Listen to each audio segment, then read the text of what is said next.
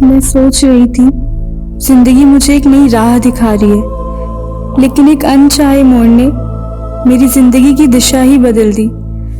मेरे पास अब U turn लेने की भी चॉइस नहीं थी। जिंदगी बचपन से यही करती आई है मेरे साथ, हर एक मोड़ पे एक नया इम्तिहान। आज स्कूल के कपड़ों में ही आ गई काम पे। स्कूल भी जाती है क्या? नहीं मैडम, मम्मी ने स्कूल 1 साल पहले ही छुड़वा दिया था। उनके पास पैसे नहीं थे ना फीस भरने के, तो जब भी स्कूल की याद आती है ये पहन लेती हूँ। कितना पढ़ी है तू? 10वीं पास की है, लेकिन हमेशा ही मेड का काम नहीं करूंगी। कोई अच्छी नौकरी मिल गई ना तो छोड़ दूंगी, पहले बता रही हूँ।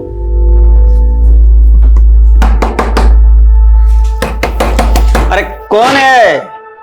सर, क्या है? हेलो सर, हमारी कंपनी जेमिनाई मार्केटिंग ने ये नया फ्लास्क लॉन्च किया है। सिर्फ 600 रुपए का है, बहुत ही अच्छी क्वालिटी का है। नहीं चाहिए, ये तुम्हारा नाटक होता है। सर, मैं आपको 1000 में 2 दे दूंगी। सर, सुबह से एक भी नहीं बिका है, ले लीजिए ना, बहुत ही अच्छे मटेरियल का है। ये देखिए। अच्छा है, सब खरीद लेंगे हम तुम्हारा। आओ सब ले लेंगे।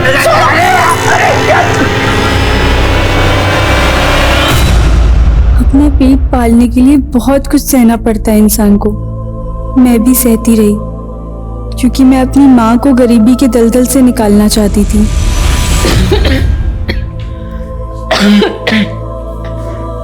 माँ, अभी तो आप बुखार से उठी हैं ना, और फिर काम पर जा रही हैं। माँ, कब तक दूसरे घर के बर्तन धोती रहोगी?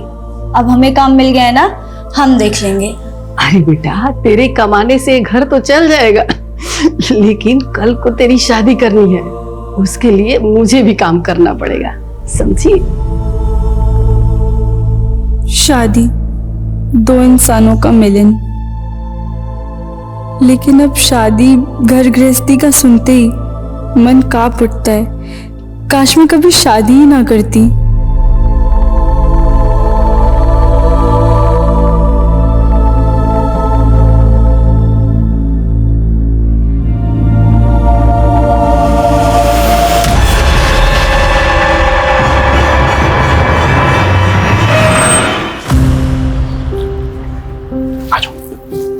संभल के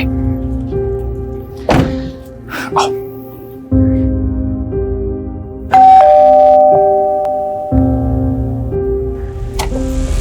आओ। ये है मेरा छोटा सा घर, मेरा मतलब है हमारा घर। निमी, यहां आओ बेटा। श्यामा, ये है हमारी बेटी निमी। हेलो निमी बेटा। ना मैं आपकी बेटी हूँ और ना ही आप मेरी माँ। निमी, बिहेव योरसेल्फ। अगर ये औरत इस घर में रही ना तो मैं चली जाऊंगी। निमी, मेरी बात सुनो, देखो समझने की कोशिश करो। अब से ये तुम्हारी नहीं पापा, अगर आप मुझसे प्यार करते हो ना तो इस औरत को इस घर से बाहर निकालो। ये तुम्हारे लिए। कैसा लगा? बहुत अच्छा है। वो आपने निमी को कमरे में बंद कर दिया, मुझे बिल्कुल भी नहीं अच्छा लगा। क्या आप उसे बाहर निकाल? भूल जाओ उसे। मेरा मतलब है कि निमी पानी की तरह है, एकदम अशांत। मैं सुबह उससे बात कर लूंगा।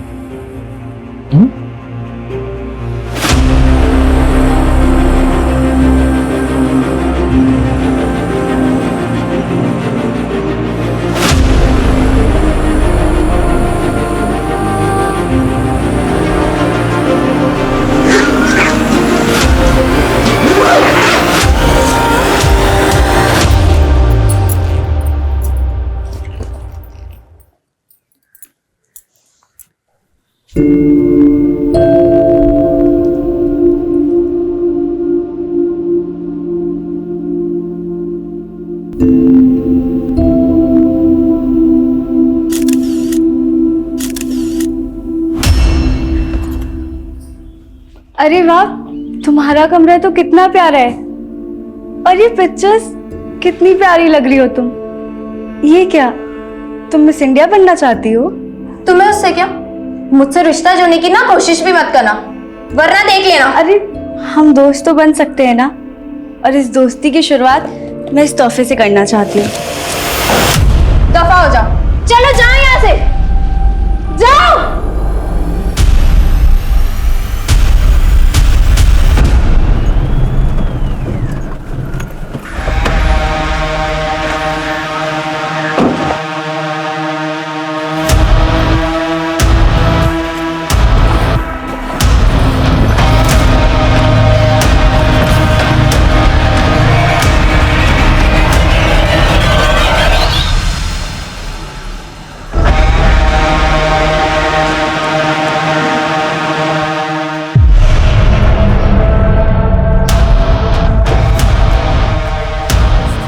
मनीष, पूरी रात कहाँ था तू? हाँ, बोल ना, कुछ बोल क्यों नहीं रहा है? तू शराब पी कर रहा है, क्यों अपनी जिंदगी बर्बाद कर रहा है बेटा तू? देख बेटा, पुरानी बातें भूल जा, नए से अपनी जिंदगी शुरू कर। मैंने ना तेरे लिए एक लड़की देखी, अब तेरी शादी ना। माँ, तेरा दिमाग खराब हो गया क्या? तुझे पता है ना कि मैं पहले से शादीशुदा हूँ, अपनी बीवी से बहुत प्यार करता हूँ। मनीष, मनीष, मनीष, मनीष, खोल दरवाजा, उतारिए अपना भूत, कोई भी नहीं है तेरे, सुन रहा है तू? मनीष! तेरी खुशियों के ठिकाने तो बहुत होंगे, लेकिन मेरी बेचैनी की वजह सिर्फ तुम हो।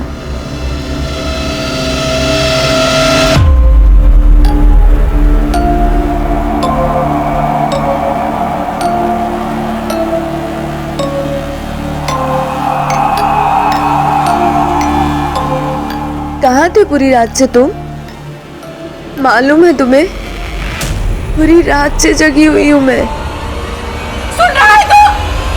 मनीष!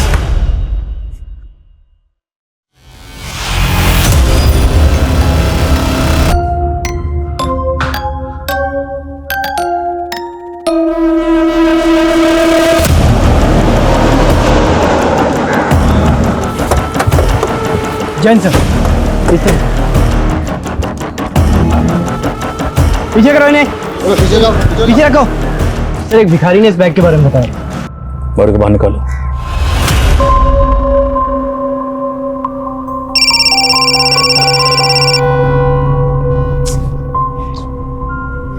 कौन है?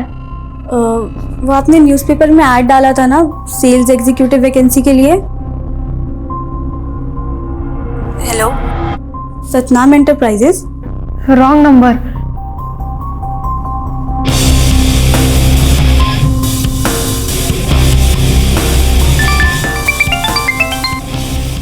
हेलो, नाम क्या है आपका? आप कौन? अभी आपने ही तो कॉल किया था। देखो, गलती से रॉन्ग नंबर लग गया तो। रॉन्ग नंबर तो आपने ही किया था ना। इसके बदले में आपको एक हैंडसम और डैशिंग लड़की के साथ दोस्ती करने का मौका मिल रहा है। मेरे पास एकदम फालतू चीज़ों के लिए टाइम नहीं है, तो दोबारा कॉल मत करना मुझे। Sexual assault? नहीं, रेप के कोई साइंस नहीं है, लेकिन हाँ, लड़की सेक्सुअली एक्टिव थी और इसकी नसबंदी भी कराई गई है। और हैरानी की बात तो यह है कि इस लड़की ने कभी बच्चा भी पैदा नहीं किया है। डॉक्टर, एज क्या रही है अभी? तकरीबन 20 से 25 साल। तो इतनी कम उम्र में नसबंदी? हाँ तिवारी, बोलो। सर, जिस लड़की की लाश हमें सूटकेस में मिली, प्रताप नगर के कुछ लोगों ने आइडेंटिफाई किया। उसका नाम श्यामा है और वो प्रताप नगर में ही रहती थी। तो वहीं रुको, हम पहुंच रहे हैं। जय हिंद सर। सर, यही श्यामा का घर है, लेकिन पड़ोसियों का कहना है कि पिछले कई दिनों से घर बंद है। हाँ साहब, श्यामा अपने पति रितेश और बेटी निम्मी के साथ यहीं रहती थी। श्यामा की बेटी? लेकिन हमें तो पता चला कि श्यामा की डिलीवरी नहीं हुई थी कभी। दरअसल निम्मी रितेश की पहली बीवी की बेटी है। तो श्यामा से रितेश ने दूसरी शादी की थी? हाँ साहब, दूसरी शादी। ये रितेश और उसकी बेटी कहाँ अभी? ये तो नहीं मालूम सर। आपने श्यामा को आखिरी बार कब देखा था? करीब 3 दिन पहले, जब निम्मी स्कूल जा रही थी। अच्छा, आपके पास रितेश का कोई फोन नंबर या मोबाइल नंबर है? हाँ साहब, है ना।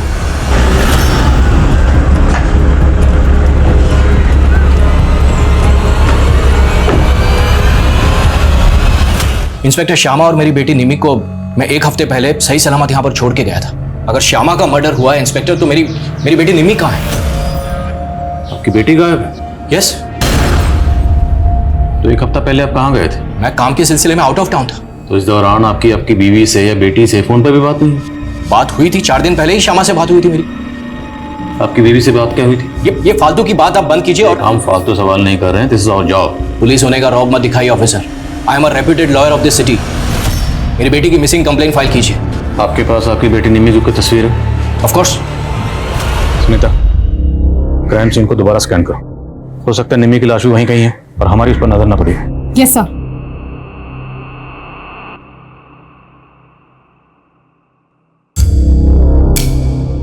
क्या लगता है आपको किसने किया होगा ये सब? आपकी किसी से कोई दुश्मनी या कोई झगड़ा? नहीं, ऐसा कुछ भी नहीं था।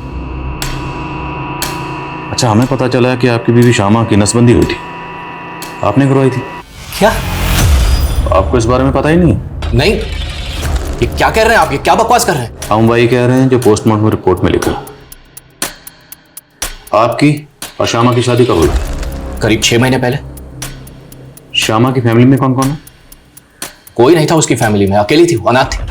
तो आपकी मुलाकात कब हुई और कैसे हुई? वो मेरी एम्प्लॉय थी।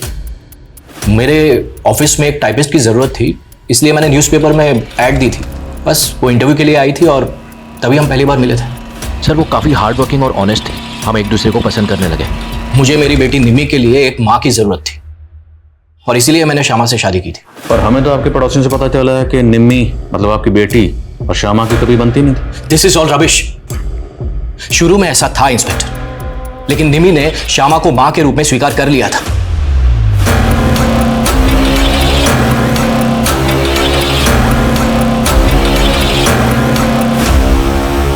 मैम, उस तरफ मुझे पाउच मिला।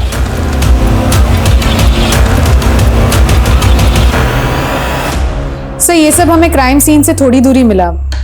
कहना मुश्किल है कि इस सबका इस केस से कोई कनेक्शन हो। फिर भी पता लगाओ ये सब लड़के कौन है।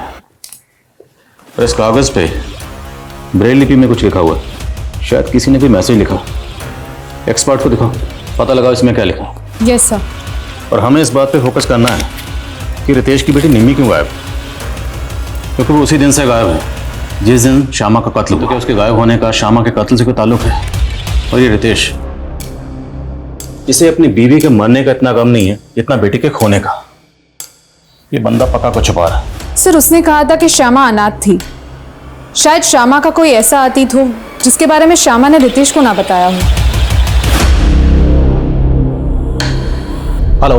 क्या बात है, मेरे एक मैसेज करते ही कॉल बैक कर दिया। लगता है मुझे मेरे पैसे इजीली मिल जाएंगे। रत्ती भर की औकात नहीं है तेरी, कितना तू भीख मांगती है। भीख मांगने की नौबत तो तेरी आएगी, और अगर मैं पुलिस के पास गई ना तो तेरी वकालत हवालात में बंद हो जाएगी, समझा? देखिए, हमारी कोई मांग नहीं है, बस हमारे बेटे के लिए हमें बहू चाहिए। ये तो आपका बड़प्पन है, लेकिन रवीना मेरी इकलौती बेटी है। मैं इसकी खुशी के लिए कोई कमी नहीं रखूंगा। अरे मनीष, आओ बेटा। कैसे हो बेटा? वो क्या है ना, मनीष बहुत कम बोलता है। वो बहुत सिंपल रहता है, उसे अपने कपड़ों का भी ध्यान नहीं होता। बहुत सीधा है मेरा बेटा। भाई साहब, अगर आप चाहे तो मनीष और रवीना को एक साथ बात करने देते हैं। जी जरूर जरूर।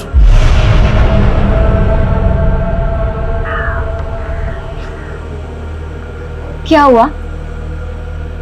आप इधर उधर देख रहे हैं और एकदम चुप चुप से हैं। क्या मैं आपको पसंद नहीं आई? मैं एक्चुअली आपको धोखा नहीं देना चाहता। मैं पहले से शादीशुदा हूँ। क्या? तो फिर आपकी मम्मी ने हमें यहाँ क्यों बुलाया? एक्चुअली इसमें मम्मी की कोई गलती नहीं। वो मेरी बीवी को देख नहीं सकती ना। एक्चुअली मेरी बीवी दुनिया वालों के लिए मर चुकी है, लेकिन वो हमेशा मेरे साथ रहती है। वो देखो ना कैसे स्माइल करके देख रही है।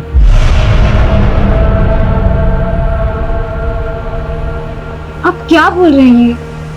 सच बोल रहा हूँ। सर, इस हैंडमेड ग्रीटिंग कार्ड में किसी ने ब्रेल लिपि में अपनी मम्मी के लिए बर्थडे विशेस लिखी है। तो श्यामा और रितेश का किसी ब्रांड पर्सन से कोई ताल्लुक? सर, फिलहाल तो ऐसा कुछ पता नहीं चला है, पर सर रितेश के पड़ोसी ने बताया था कि उसने 7 तारीख को श्यामा और निम्मी को देखा था जब निम्मी स्कूल जा रही थी। पर सर जब मैंने निम्मी के स्कूल में चेक किया तो निम्मी 7 तारीख को स्कूल में एब्सेंट थी। और सर 7 तारीख को ही रितेश के फोन पे ना किसी के कॉल्स आए ना उसने किसी को कॉल्स किए। और सर कॉल रिकॉर्ड्स के मुताबिक रितेश को डेली ऑन एवरेज 50 से 60 कॉल्स आते हैं और 7 तारीख को एक भी नहीं। मतलब 7 तारीख को उसने अपना फोन बंद रखा हुआ था। ये बंदा मुझे शुरू से गड़बड़ लग रहा है। और सर एक और इन्फॉर्मेशन मिली है, रितेश एक कमला नाम की औरत के साथ फोन पे रेगुलरली टच में था। शायद उन दोनों का कोई अफेयर हो। मुझे तो रितेश और श्यामा का रिलेशनशिप ही अटपटा लग रहा है। हो ना हो, रितेश की बेटी निम्मी इस केस की कड़ी है, क्योंकि वो उसी दिन से गायब है जिस दिन श्यामा का कत्ल हुआ। और अगर निम्मी 7 तारीख को स्कूल नहीं पहुंची तो फिर निम्मी गई कहाँ? ये लो, पहन लो इसे। मुझे कुछ नहीं चाहिए, मुझे घर वापस जाना है। अरे क्या करूंगी घर जाकर? यहाँ तुम्हें सब कुछ तो मिलता है। नहीं, मुझे पापा के पास जाना है। अच्छा ठीक है, चलते हैं पापा के पास भी, लेकिन उससे पहले तुम्हें यहाँ रहकर एक कोर्स करना पड़ेगा। कोर्स? कैसा कोर्स? क्या जरूरत थी तुम्हें उस लड़की के सामने अपना ये पागलपन दिखाने की? कितना अच्छा रिश्ता है तो तुम्हें पता है? ये रिश्ता जरूर होगा माँ, क्योंकि रवीना मुझे पसंद आई। उसके जिस्म। ये क्या बकवास कर रहा है तू? बकवास नहीं माँ, इश्क। अब वो ना भी करेगी ना, तब भी उसे उठा कर ले आऊंगा।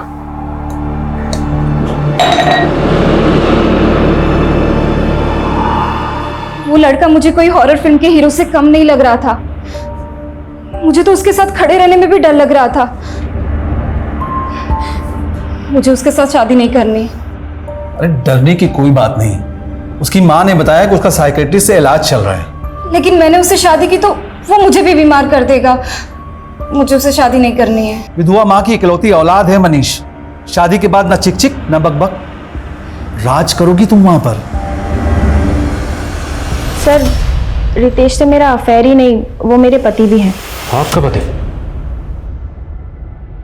लेकिन रितेश की शादी तो श्यामा से हुई थी। श्यामा से उसकी तीसरी शादी हुई थी। उसकी पहली बीवी की मौत के बाद दूसरी शादी उसकी मुझसे हुई थी। तो आप श्यामा को जानती हैं? नहीं सर, मैं उसे कभी मिली नहीं। लेकिन जब मेरी और रितेश की शादी टूटी तो उसने श्यामा को फंसाया और उससे शादी की। आपकी और रितेश की शादी कब हुई थी? सर 2 साल पहले। मैं रितेश के ऑफिस में काम करती थी। शादी के बाद मेरी जिंदगी नर्क बन गई। और तो और सर, उसकी बेटी निम्मी, उसने तो मुझे जान से मारने की कोशिश की थी। जहर मिला के लाइए क्या? बस निम्मी, मैं तेरे और तेरे पापा के लिए अपना सब कुछ छोड़कर आ गई और तू मुझे जरा सी भी इज्जत नहीं देती। तू मुझे मारना चाहती है और मैं तेरी आरती उतारूं? चल। सर, इस हादसे के बाद मैं बहुत डर गई थी। मैंने रितेश से कहा कि मैं अब इस लड़की के साथ नहीं रह सकती, इसे हॉस्टल में डाल दो। लेकिन रितेश ने मुझे यहाँ छोड़ दिया और खुद दूसरी शादी कर ली। तो आपने उस पर केस क्यों नहीं किया? सर, वो खुद एक लॉयर है। उसने बड़ी चालाकी से हमारे शादीशुदा होने के सारे प्रूफ मिटा दिए। और तो और उसने धमकी तक दी कि मैं ये कभी साबित नहीं कर पाऊंगी कि वो मेरा पति है। अच्छा, हमें पता चला कि श्यामा की नसबंदी करवाई गई थी। क्या रितेश ने आपके साथ भी ऐसा कुछ किया था? नहीं सर, उसने मेरे साथ ऐसा कुछ नहीं किया।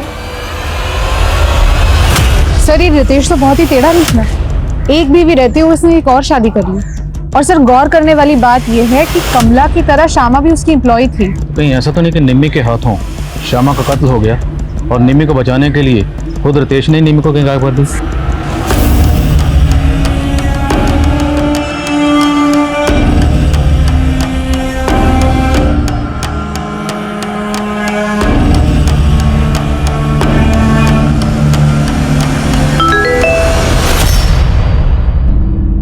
अगर तुमने मुझसे दोस्ती नहीं की तो मैं सुसाइड कर लूंगा और इसकी जिम्मेदार तुम होगी।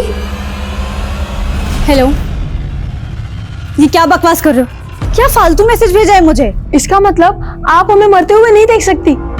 मतलब आपको मेरी परवाह है? मुझे कोई परवाह नहीं है तुम्हारी। ये आखिरी वार्निंग दे रही हूँ, मुझे परेशान करना बंद करो। पर बस एक बार मिल लीजिए मुझसे, सिर्फ एक बार। उसके बाद आप जो कहोगे वैसे ही मैं करूंगा। श्यामा के अतीत से जुड़े ऐसे कई पहलू थे जिससे पुलिस अभी तक अनजान थी। रितेश ने कहा था कि श्यामा अनाथ थी, तो क्या रितेश ने पुलिस से झूठ कहा था? श्यामा की माँ अगर थी तो वो कहाँ थी? रितेश की बेटी निम्मी वो कहाँ गायब थी? और सबसे बड़ी बात कि ऐसा क्या हुआ था श्यामा के साथ कि बच्चा पैदा होने से पहले ही उसकी नसबंदी करवाई गई थी?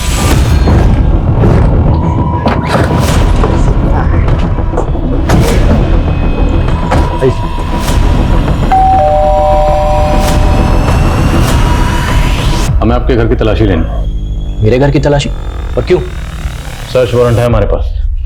चेक करो सब जगह, कहीं ब्लड के ट्रेसेस गो। ब्लड के ट्रेसेस? दिमाग तो ठीक है आपका इंस्पेक्टर, श्यामा का मर्डर यहाँ कैसे हो सकता है? देखिए आप वक्त बर्बाद कर रहे हैं। मेरी बेटी निम्मी गायब है, आप उसको ढूंढिए प्लीज। ढूंढना तो हमारा काम है, छुपी हुई चीज़ों को, छुपाई हुई चीज़ों को ढूंढकर बाहर निकालना। और हमें पता लगा है श्यामा से पहले आपकी शादी कमला के साथ हुई थी या नहीं? हाँ हुई थी, पर उस औरत की बात पर भरोसा मत कीजिए इंस्पेक्टर, वो बहुत ही तेज औरत है। पैसे के लिए मुझसे शादी की थी उसने और आए दिन ब्लैकमेल करके पैसे एकती रहती है मुझसे। जिस दिन श्यामा का कत्ल हुआ उस दिन आपका फोन स्विच ऑफ था, क्यों? हाँ, एक केस के सिलसिले में मैं रूरल एरिया में गया था, वहां पर नेटवर्क नहीं था। देखिए ये तामझाम आप बंद कीजिए, यहां पर आपको ये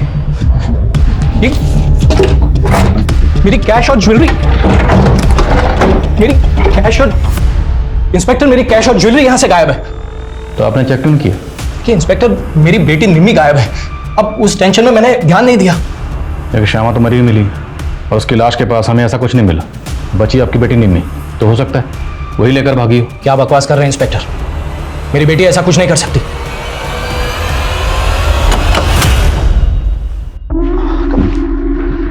निम्मी आज से ये तुम्हारी टीचर होगी, हाय। जो तुम्हें कोर्स करवाएगी। मुझे कोई कोर्स नहीं करना, बस मुझे घर वापस जाना है। अगर घर वापस जाना है ना तो जो भी टीचर सिखाए वो सीखना पड़ेगा, वरना देख लेना। All yes. Hi Nidhi, nervous मत हो। तुमने भी मेरे पापा के साथ शादी की है क्या, जो मुझे पटाने की कोशिश करी हो? जोक्स अच्छे मार लेती हो, लेकिन तुम्हें अपने लुक्स और डिक्शन पर काम करना होगा। मिस इंडिया कॉन्टेस्ट में इसे बहुत मायने रखता है। Miss India contest? हाँ, मिस इंडिया। लेकिन आपको कैसे पता चला कि मैं मिस इंडिया बनना चाहती हूँ?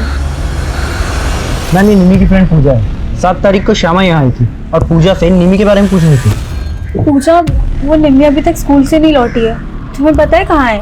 पर निम्मी तो आज स्कूल ही नहीं आई ना। क्या?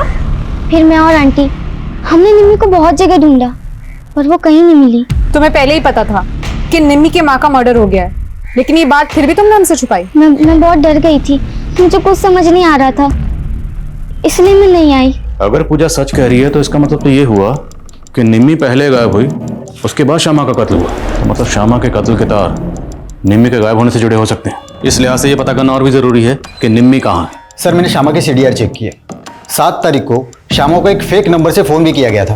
नहीं नहीं नहीं, तुम मुझे कुछ मत करना, मैं ज़ारा कैश और ज्वेलरी लेके आती हूँ।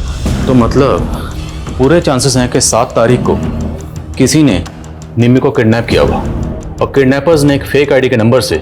सर तो आप कह रहे हैं कि श्यामा उस दिन अपने घर से कैश और ज्वेलरी लेके किडनैपर्स को देने गई होगी, और जब श्यामा किडनैपर्स को पैसे देने गई तब उसका मर्डर कर दिया गया। शायद ऐसा ही हुआ होगा, लेकिन अब ये पता करना जरूरी है कि निम्मी कहाँ है।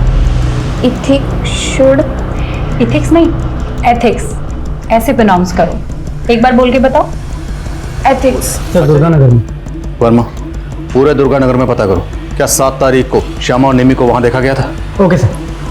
सर एक सवाल अभी भी वहीं का वहीं है, श्यामा की नसबंदी क्यों की और किसने करवाई? ढूंढेंगे, अब इस केस में हर सवाल का जवाब ढूंढेंगे।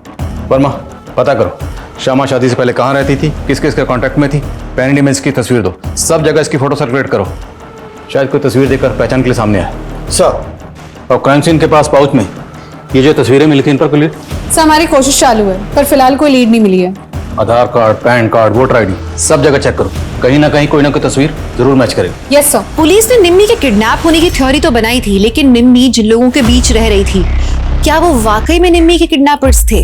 आखिर वो लोग क्यों और किसके कहने पे निम्मी को मिस इंडिया कॉन्टेस्ट के लिए प्रिपेयर कर रहे थे? श्यामा के कातिल को ढूंढने के लिए पुलिस ने अपने खबरी नेटवर्क को एक्टिव तो कर दिया था, लेकिन क्राइम सीन पर मिली वो फोटोग्राफ्स और ब्रेल लिपि में लिखे हुए ग्रीटिंग कार्ड का इस केस से क्या संबंध था? पुलिस को तो अभी तक इस बात का भी जवाब नहीं मिला था कि श्यामा की नसबंदी किसने और क्यों करवाई थी। तो क्या पुलिस ठीक तरीके से श्यामा के अतीत को इन्वेस्टिगेट कर रही थी? हाय,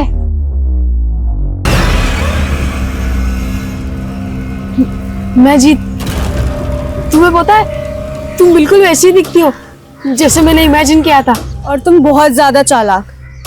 तुमने मुझे झूठ बोला कि तुम 21 साल के हो।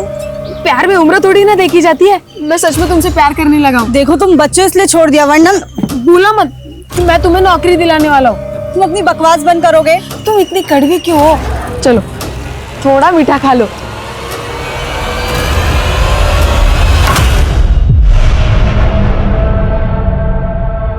खुशबुओं के मकान नहीं होते, जहां हवा ले जाती है बिखर जाती है। आप शायरी भी कर लेते हैं? आंचल करती है। आज आंचल को तुम्हारा जिस्म और तुम्हें आंचल का नाम दे रहा हूं। आप चाहे मुझे आंचल कहे, कविता या फिर सपना, पर मैं हूं तो आपकी वाइफ रवीना। सर दुर्गानगर में हमारे सभी खबरें एक्टिव हैं, लेकिन सर वहाँ से ऐसी कोई इन्फॉर्मेशन नहीं मिल रही है कि वहाँ पे निम्मी या श्यामा किसी को भी देखा गया हो। और जिस सूटकेस में श्यामा के बॉडी को डंप किया गया था? नहीं सर, काफ़ी रेगुलर ब्रांड का सूटकेस है और ऐसे सूटकेस मार्केट में इजीली अवेलेबल है। ऐसे में ये पता लगाना कि किस पर्टिकुलर शॉप से खरीदा गया सर थोड़ा मुश्किल लग रहा है। सर, क्राइम सीन में मिली इन फोटो में से 2 लड़कों की पहचान हो गई है। एक का नाम है सचिन और दूसरे का नाम है जतिन। मैंने दोनों को थाने बुला लिया है। जी सर, ये फोटो मेरा ही है। अब ये मैं कैसे बता सकता हूँ कि मेरा फोटो किसके पास है? वो क्या है ना सर, मेरा सोशल मीडिया अकाउंट है, क्या पता किसी ने वहाँ से फोटो निकाल ली हो। तुम किसी ऐसे इंसान को जानते हो जो ब्लाइंड हो और जो ऐसे ब्रेल लिपि में लिखना जानता हो? नहीं मैम, मैं ऐसे किसी भी इंसान को नहीं जानता हूँ और ना ही मैं किसी रितेश, श्यामा या निम्मी को जानता हूँ। इनफैक्ट मैं तो खुद ही परेशान हूँ कि उस पाउच में मेरी ये तस्वीर आई कहाँ से। हेलो, उसने मुझे मारा, बहुत मारा। उसने मेरा रेप भी किया। मैं उसको नहीं छोड़ूंगी। मैं उसको। श्यामा को एक लड़की ने आइडेंटिफाई किया है। कौन लड़की? शालू नाम है उसका। शालू का कहना है कि श्यामा उसके साथ में सेल्स गर्ल का काम करती थी, लेकिन उसका नाम श्यामा नहीं है, शमा है। शमा? गौर से देखिए इस तस्वीर को, क्या वाकई इसका नाम श्यामा नहीं शमा है? हाँ साहब, ये शमा और मैं जेमिनी मार्केट में 1 साल काम करते थे, लेकिन साहब करीब 1.5 साल पहले उसने वो काम छोड़ दिया और फिर मैं शमा से कभी नहीं मिली। इसकी शादी हो चुकी थी। इसके पति का कहना है कि इसका नाम श्यामा था और ये अनाथ थी। नहीं साहब, उसकी माँ भी थी। आपके पास इसका कोई पुराना मोबाइल नंबर है? हाँ साहब, लेकिन उसका फोन काफी टाइम से बंद है। कोई बात नहीं, वो नंबर दीजिए। और ये रहती कहाँ थी? वो हरिनगर में रहती थी।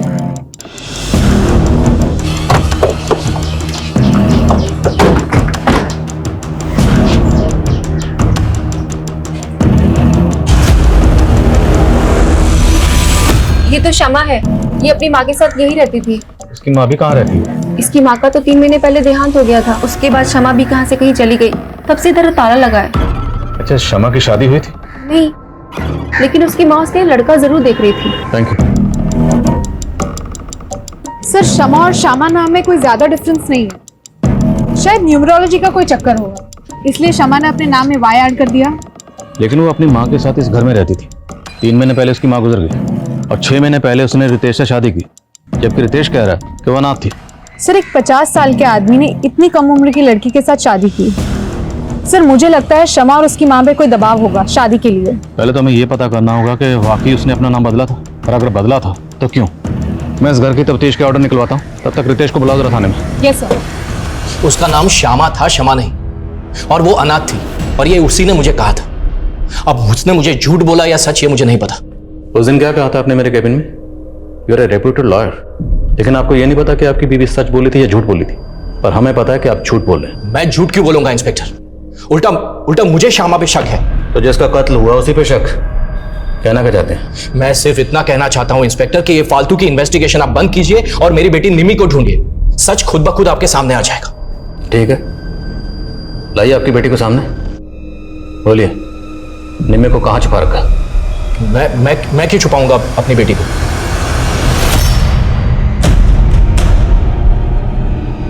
ये देख, लग रही है कोई एंगल से तू ही है।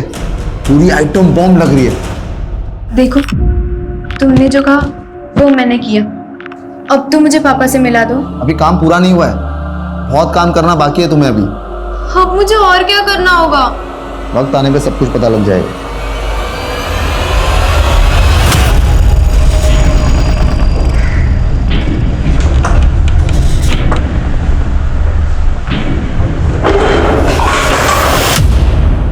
क्या कर रहा है तू? सवाल कम नहीं आया? कौन हो तुम लोग और क्या क्या कर रहे हो?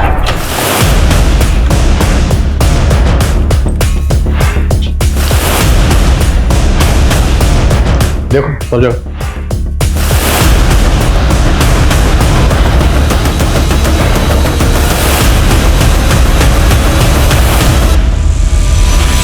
सर, कुछ नहीं मिला। अच्छा, तस्वीर में जो बच्चा है जिसने काला चश्मा पहना हुआ, ये बच्चा कौन है? ये बिट्टू है साहब, ये ब्लाइंड है। ये अपनी माँ कुसुम के साथ यही पड़ोस में रहता था। ये और इसकी माँ काफी घुल मिल गए थे शमा और उसकी माँ के साथ।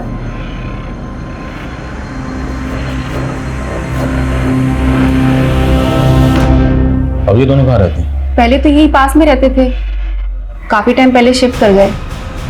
अच्छा, ये बिट्टू ब्रेल लिपि लिखना जानता था? शायद जानता हो, नुसरतगंज के ब्लाइंड स्कूल में तो जाता था।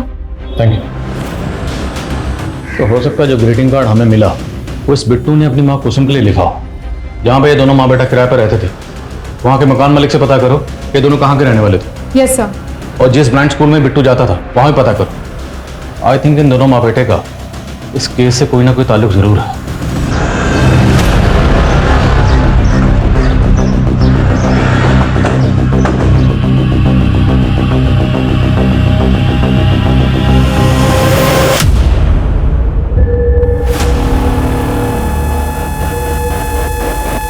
सर, 2 आदमी थे, मुंह पे गमछा बांधा हुआ था। लेकिन सर, मुझे भी चोट लगी है और मैं बेहोश हो गई थी, तो शायद उन्हें लगा होगा कि मैं मर गई हूँ। सर, शालू ने हमें जो शमा का नंबर दिया था, मैंने उसके कॉल डिटेल्स चेक की। सर, वो नंबर 3 महीने पहले तक शमा की माँ की मौत तक एक्टिव था। और सर, उस नंबर पे शमा को एक महेंद्र नाम का आदमी लगातार कॉल किया करता था। ये देखिए सर, ये है महेंद्र। मिलो इस महेंद्र से, हो सकता है काम की बात पता चले। Okay sir.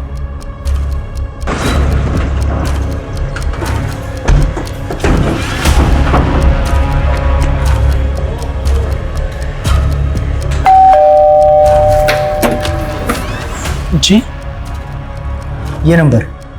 जी हाँ सर, ये नंबर तो मेरा ही है, लेकिन इसे मेरा बेटा यूज़ करता था। बेटा? जी हाँ। कहाँ है? सर ऊपर ही, आप कहें तो बुला देता हूँ। बुलाइए।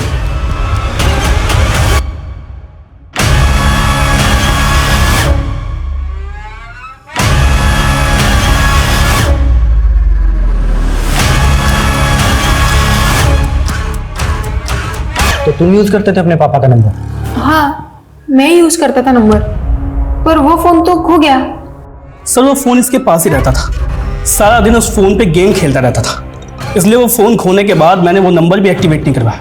अच्छा, उस नंबर से एक शमा नाम की लड़की को फोन किया जाता था। शमा को तो जानती ही होगे तुम। शमा? कौन शमा?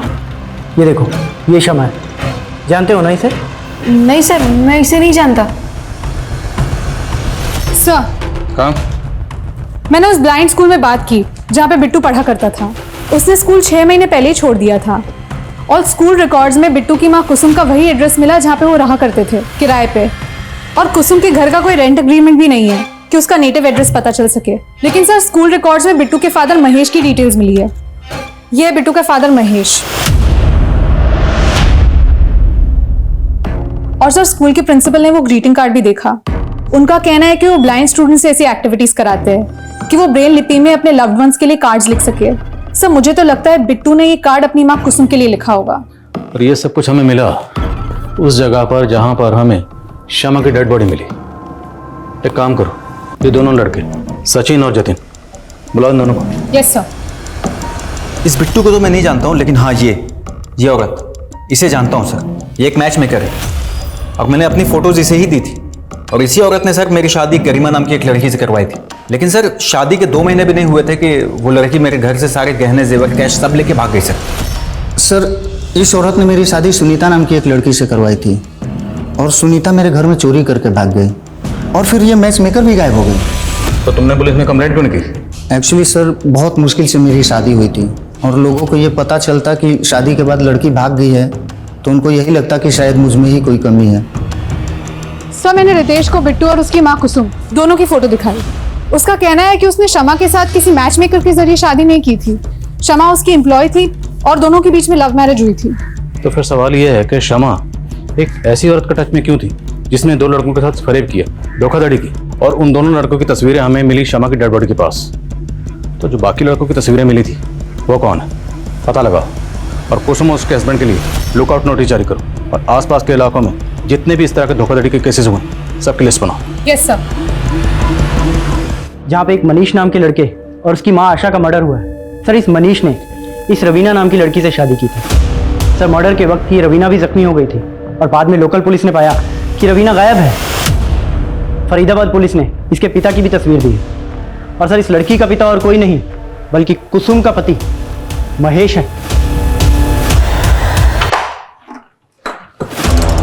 सालो, तुम लोग मुझे छोड़कर भाग गए।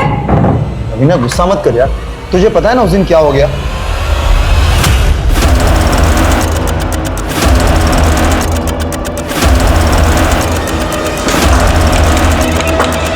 रवीना, एक काम करो, थोड़े दिनों के लिए तुम अंडरग्राउंड हो जाओ।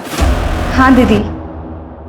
सर, यूपी, राजस्थान और हरियाणा के अलग अलग डिस्ट्रिक्ट में ऐसे 23 केसेस मिले हैं जिनमें 7 अलग अलग लड़कियों ने 50 मर्दों से शादी की और शादी के बाद सब लूट करके भाग गई।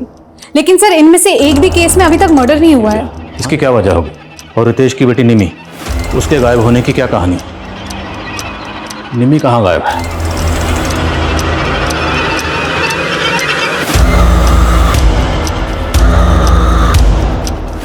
अरे वाह गिरीश, तुमने तो इस लड़की की चालदानी बदल दी। अब तो इसके लिए नया लड़का देखना पड़ेगा। सर, क्राइम सीन में मिली इन फोटोज में से 5 और लड़कों की पहचान हो गई है, जय, मुकुंद और सोम। मैंने पता किया, इन तीनों की शादियां हो गई है। लेकिन सर, अब इनकी भी बीवियां गायब हैं। और सर, ये 2 लड़के अजय और कुणाल, इन दोनों की अब तक शादियां नहीं हुई है। मुमकिन है कि कुसुम अब इन दोनों के लिए लड़का ढूंढ रही हो। ये दोनों कुसुम के अगले बकरे हो सकते हैं। इन दोनों की एक्टिविटीज पर नजर रखो। Yes sir. नमस्ते। काव्या मेरी इकलौती बेटी है, मैं इसकी खुशी के लिए कोई कमी नहीं रखूंगा।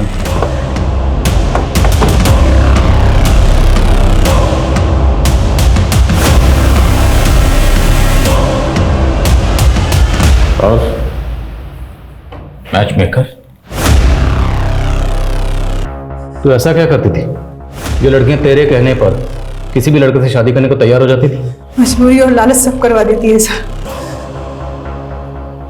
जो लड़की को पैसे चाहिए थे वो खुद हमारे पास आती थी और जो लड़कियां मजबूर होती थी उन्हें हम पैसे का लालच देकर झांसे में लेकर उन्हें फंसा लेते थे। ये शमा और श्यामा, ये भी तेरे ग्रोह में थी? हाँ सर, उसकी माँ को कैंसर था, उसे अपनी माँ के इलाज के लिए पैसे चाहिए थे। हमने उसे भी पैसे का झांसा दिया। तुझे डरने की कोई जरूरत नहीं है, कोई रिस्क नहीं है इसमें। और फिर तुझे अपनी माँ के इलाज के लिए पैसे चाहिए ना, तो तू मेरे साथ काम कर, मैं तेरी माँ के इलाज का सारा खर्च उठा लूंगी। जिन लड़कों की शादियां नहीं होती थी वो खुद हमारे यहाँ आते थे सर। पर रितेश जैसे लड़कों की पहले हम रेकी करते थे। बाद में पता चला कि वो पहले से ही शादीशुदा था, 2 शादी कर रखी थी उसने। फिर हमने शम्मा को उसके ऑफिस भेजा जॉब लेने के बहाने ताकि वो रितेश को फंसा सके। शम्मा की नसबंदी किसने करवाई थी और क्यों? सर, शादी के कुछ दिन पहले ही हम लड़कियों की नसबंदी करवा देते थे ताकि उन्हें बच्चा ना हो और उसे अपने परिवार से जुड़ाव ना हो। लेकिन हम शादी के तुरंत बाद लूट नहीं करते थे सर। पहले हम लड़कों के फाइनेंशियल स्टेटस को देखते थे, उनकी प्रॉपर्टी, उनके पैसे, उनके गहने, वो सारी इंफॉर्मेशन निकालती थी। फिर हम प्लानिंग करके लूटते थे, लेकिन शादी के 3 महीने बाद ही शम्मा की माँ गुजर गई और उसने हमें धोखा दे दिया। फोन की बंद करो। अरे बताना, चुप क्यों खड़ी है? रितेश के घर को लूटना कब है? अब मैं कोई गलत काम नहीं करूंगी और आज के बाद मुझे परेशान किया ना तो सीधा अंदर करवा दूंगी। हमने उसके ऊपर इतने पैसे खर्चे किए, समय लगाए, और वो हमारे साथ। रितेश की बेटी निम्मी को क्यों उठाया? तो और क्या करते सर, शम्मा को ब्लैकमेल करके रितेश का पैसा निकलवाना था, इसलिए निम्मी को उठाया था। हेलो, बहुत चालाक बन रही थी ना तुम। हमने रितेश की बेटी निम्मी को उठा लिया है। अगर तू चाहती है कि हम निम्मी को वापस कर दें तो उसके लिए तुम्हें रितेश के सारे रुपये पैसे गहने हमें ला के देने होंगे, नहीं तो निम्मी बेमौत मारी जाएगी। नहीं नहीं नहीं, तुम मुझसे कुछ मत करना, मैं ज़ारा और कैश और जल्दी लेके आती हूँ।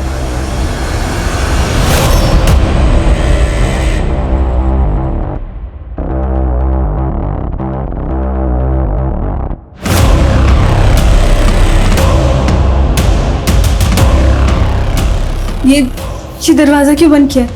मैं सारी कैश और ज्वेलरी ले आई हूँ। निम्मी को प्लीज़ छोड़ दो।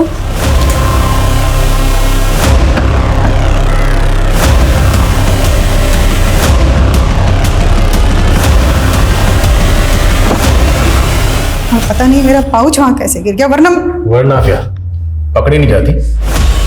निम्मी कहाँ है? ठीक है बच्चे। हाँ हाँ।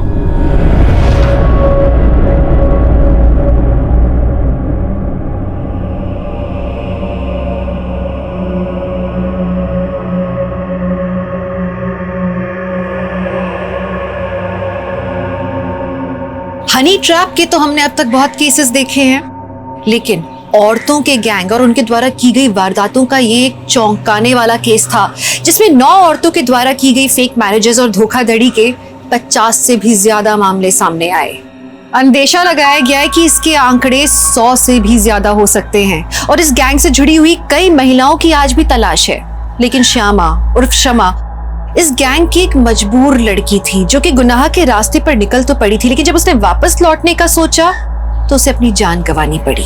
गुनाह का रास्ता शुरू में भले ही कितना भी सरल लगे, लेकिन उस पर बढ़ाए हुए एक एक कदम की आगे चल के बहुत भारी कीमत चुकानी पड़ती है। अपराध जितना जघन्य होगा उसे सुलझाने में उतना ही वक्त लगता है।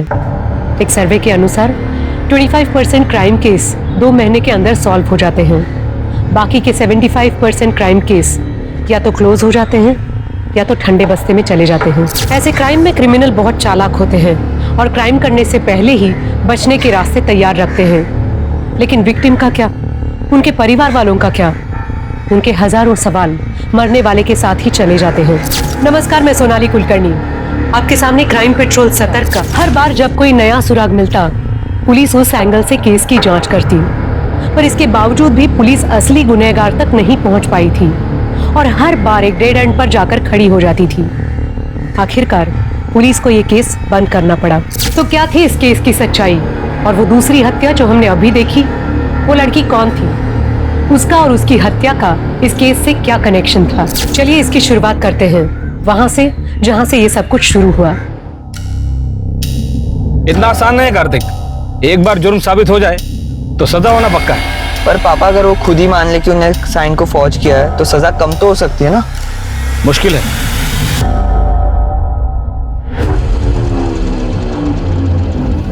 पुलिस को फोन कर और सिटी हॉस्पिटल बुला। जी बाबा। अरे व्हाट बॉय, जल्दी जल्दी। सर मैंने ही आपको फोन किया था। मुकेश जी को हॉस्पिटल लाते वक्त हमने उनका स्टेटमेंट रिकॉर्ड किया, पर इससे पहले कि उनका स्टेटमेंट पूरा होता वो बेहोश हो गए। कहाँ है वो रिकॉर्डिंग? सर मेरा नाम कार्तिक ठाकुर है, मैं अपने पापा प्रवेश ठाकुर के साथ एमजी रोड से जा रहा था। नलिन मुझ पर ये क्या कह रहे हैं मुकेश? सुरेश और नलिन? मैं पैदल जा रहा था, वो लोग रास्ते से आए और गोली चला दी। मैं बड़ी कंपनी से। किसका आइडिया था? मुकेश जी। और सर अगर वो नहीं भी बोलते ना तो मैं उनका स्टेटमेंट जरूर रिकॉर्ड करता अपनी सेफ्टी के लिए। सर ये उनका वॉलेट है, चेक करो। सर हमने उनकी फैमिली को फ़ोन कर दिया है, उनके बेटे और वाइफ आते ही होंगे। गुड। शर्मा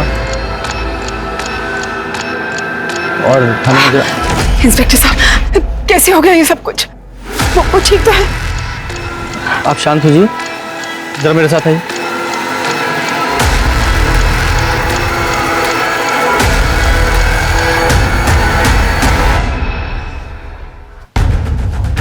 ये मुकेश जी ने अपनी रिकॉर्डिंग में कहा है कि उनके पार्टनर्स सुरेश और नलिन उन्होंने उन पर हमला किया है। हो सकता है बिजनेस से रिलेटेड कोई प्रॉब्लम हो। आप बता सकती हैं उनका बिजनेस में कोई प्रॉब्लम चल रहा था क्या? इंस्पेक्टर साहब, इन्होंने अपने बिजनेस के बारे में कभी मुझसे कुछ डिस्कस ही नहीं किया, और सच कहूं तो मैंने भी कभी उनसे पूछा नहीं। लेकिन ये सुरेश और नलिन, इनके साथ तो इनकी अच्छी पड़ती थी। जहां तक मैं जानती हूँ कोई प्रॉब्लम नहीं थी। कैसे कर सकते हो सर? डॉक्टर साहब अब कैसे है वो? हम पूरी कोशिश कर रहे हैं। प्लीज सर, एक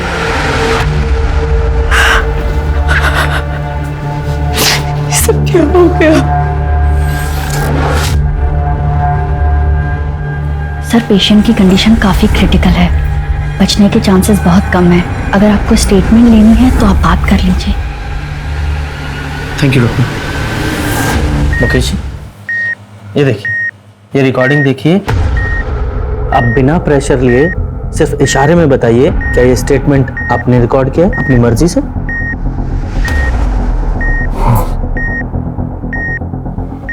मतलब आपके पार्टनर्स सुरेश और नलिन, उन्होंने आप पर गोली चलाई?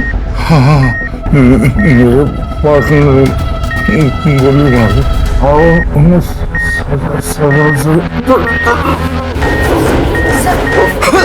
आप बाहर जाइए। नर्स, बैग नीचे करो।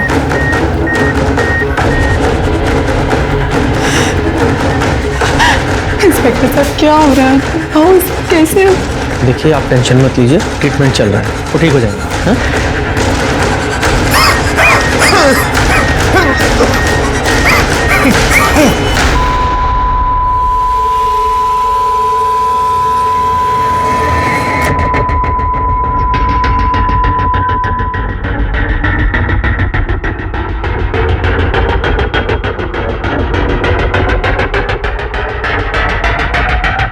I'm sorry, he's no more.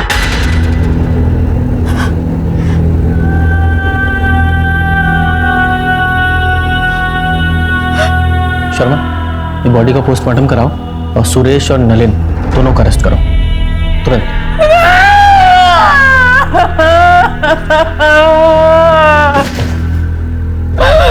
कैसे कर सकते हो?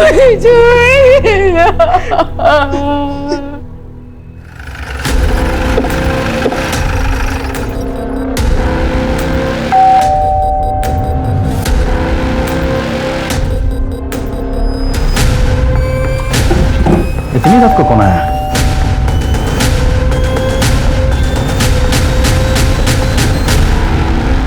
सुरेश गुप्ता।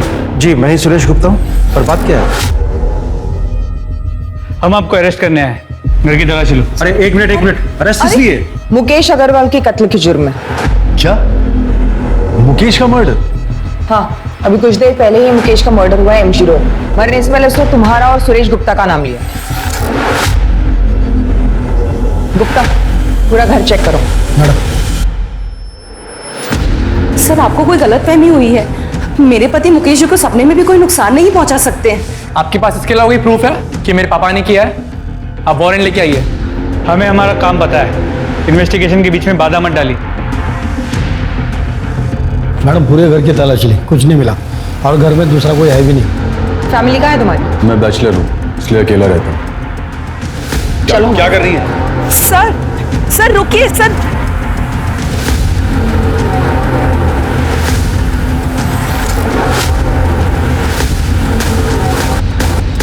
मुकेश का खून तूने किया ना? बोल बोल। मैंने बताया ना, मैंने किसी का खून नहीं किया। आवाज कम कर, झूठ बोल रहा है तू। वीडियो देखा ना तूने? मरता हुआ आदमी झूठ बोलता है क्या? हाँ? लेकिन सर, ये कैसे पॉसिबल है? कल रात को मैं अपने बीवी बच्चों के साथ बर्थडे पार्टी में था।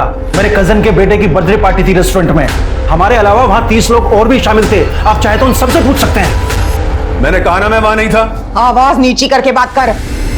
अरे मैडम, मैं कल शाम 8 बजे से सुपर स्पेशलिटी हॉस्पिटल में था। मेरे पापा को हार्ट अटैक हुआ है। मैं रात में 1 बजे निकला हूं वहां से और सीधा अपने घर आया हूं। मैंने अपने क्रेडिट कार्ड से हॉस्पिटल की पेमेंट की है, आप चाहें तो चेक कर सकते हैं। मुकेश ने कहा था कि कंपनी का 10 लाख रुपया तूने हड़पा है, उसका क्या?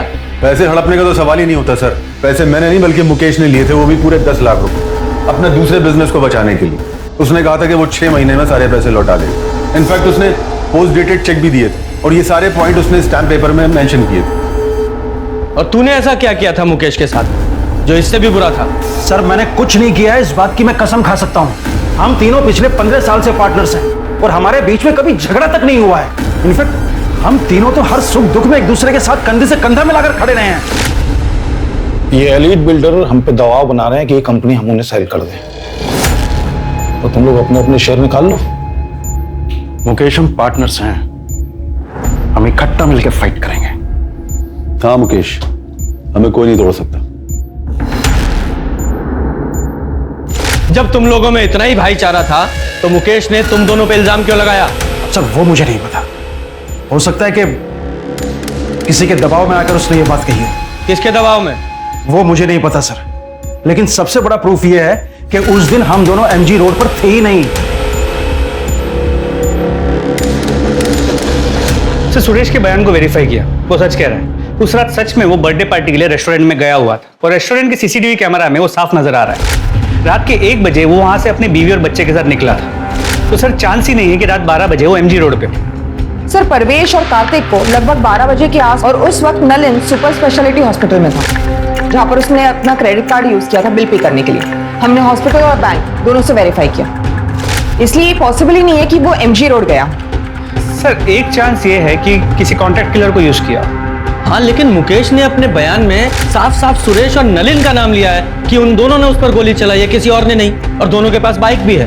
लेकिन अभी तुम दोनों ने कंफर्म किया कि वो दोनों वहां थे ही नहीं। सर हो सकता है ये मुकेश झूठ बोल रहा हो। हाँ, लेकिन एक मरता हुआ आदमी झूठ क्यों बोलेगा?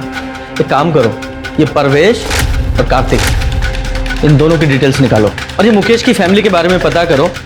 आपस में इनमें कोई प्रॉब्लम चल रही थी क्या? मुकेश के पेरेंट्स तो 10 साल पहले ही गुजर गए थे और मुकेश अपने पेरेंट्स के इकलौते थे। कल रात तुम कहाँ थे? सर मैं अपने कमरे में मूवी देख रहा था और फिर राहुल, राहुल, तेरे पापा को गोली लग गई है। क्या? हॉस्पिटल से फोन आया, चल जल्दी से। मैं तो बस किचन का काम खत्म करके सोने ही जा रही थी, अचानक कार्तिक का फोन आया कि हॉस्पिटल आ जाओ। मेरी तो कुछ समझ में ही नहीं आया। मुकेश तो डिनर करके बाहर वॉक करने गए थे। सुरेश और नलिन को कैसे पता चला कि मुकेश रात को डिनर के बाद बाहर वॉक करने जाने वाले? तो आपको भी लगता है कि सुरेश और नलिन ने मुकेश को मारा है? आपको नहीं लगता इंस्पेक्टर?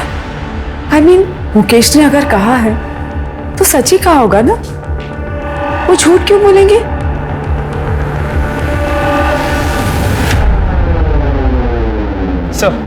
सर पोस्टमार्टम रिपोर्ट के हिसाब से मुकेश की मौत एक्सेसिव ब्लीडिंग की वजह से हुई है। सर करीब 10 फीट की दूरी से मुकेश के कंधे पे गोली चलाई गई। गोली की ट्रेजेक्टरी नीचे से ऊपर की तरफ है। सर हमने सुरेश और नलिन की स्टोरी वेरीफाई की और दोनों की कॉल रिकॉर्ड्स भी चेक किए। कॉल रिकॉर्ड्स में किसी हिस्ट्री शीटर या कॉन्ट्रैक्ट किलर का कनेक्शन नहीं निकला। सर शूटिंग का कोई आई विटनेस भी नहीं है और ना ही कोई सीसीटीवी कैमरा उस एरिया में है। रुको, आप ऐसे अंदर नहीं जा सकते। मैं 2 मिनट ही बात करना चाहती हूँ, प्लीज। इंस्पेक्टर साहब, मुझे पहचाना ना आपने? मुकेश की वाइफ। हाँ बोलिए। सर मैंने सुना है कि आप नलिन और सुरेश को छोड़ रहे हैं, क्या ये बात सच है? हेलो। हाँ छोड़ना ही पड़ेगा ना, क्योंकि मुकेश जी का स्टेटमेंट हमारी इन्वेस्टिगेशन के फैक्ट से मैच नहीं करता और उन दोनों के खिलाफ हमारे पास कोई पुख्ता सबूत नहीं है, इसलिए हम उन्हें ज्यादा दिन कस्टडी में नहीं रख सकते। लेकिन सर आप भी जानते हैं खून हुआ है मेरे पति का, कुछ भी कीजिए, हाथ छोड़ रही हूँ आपके आगे। जिसने भी मेरे पति को मारा वो कुछ मुझे इंसाफ चाहिए।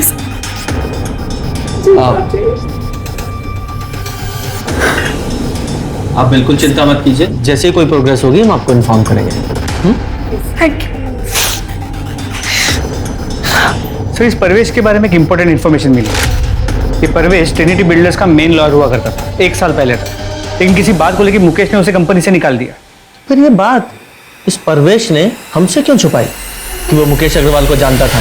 सर आप जो कह रहे हो बिल्कुल ठीक है, पर पता नहीं उस दिन मेरे दिमाग से कैसे निकल गया कि मैं आपको बताता कि मैं मुकेश जी को जानता था।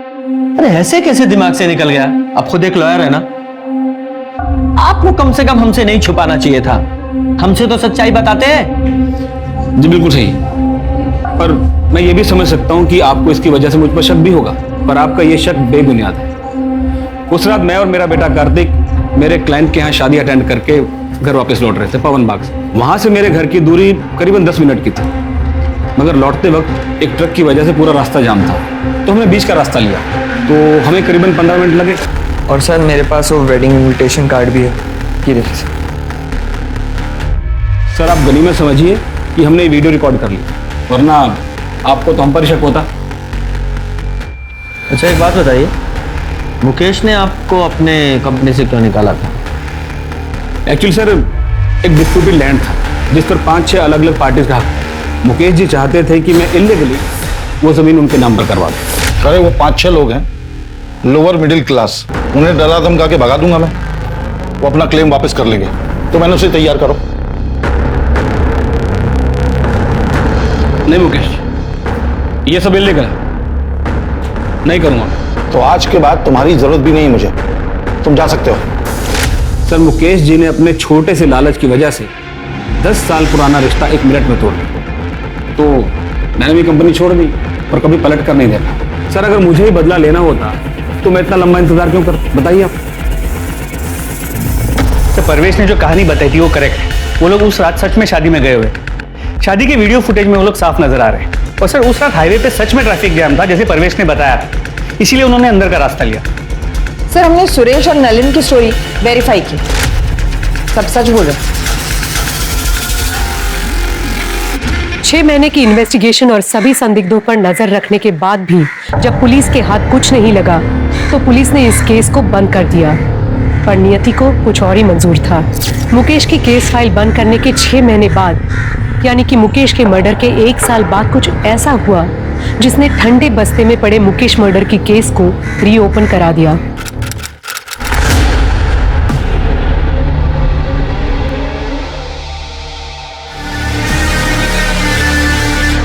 Hello police station.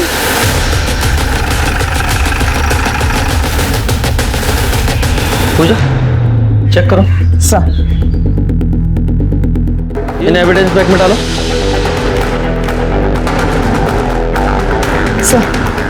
Sir entry whole से लगता है कि क्लोज रेंज से 2 बुलेट चलाई गई। और सर शायद इस लड़की की कल या आज मौत हुई है। इसके साथ कोई सेक्स या रेप का साइन तो नहीं है। और सर लड़की के पास से ऐसे कुछ नहीं मिला है जिससे इसकी शिनाख्त हो सके। सर जिस आदमी ने हमें बताया था उसने कहा था कि वो एक सेल्समैन है। बंगला किसका है?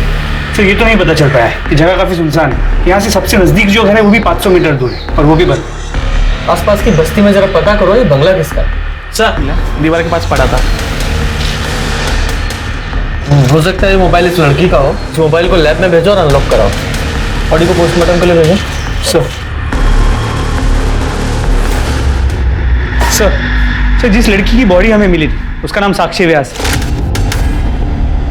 और ये फोन जो उस बंगले में मिला था अनलॉक हो गया, ये फोन उसी का है। सर कॉन्टैक्ट लिस्ट में नाम देखिए। 3+ builders office, Mukesh Agarwal sir, Suresh Gupta sir, Nalin सुखाने।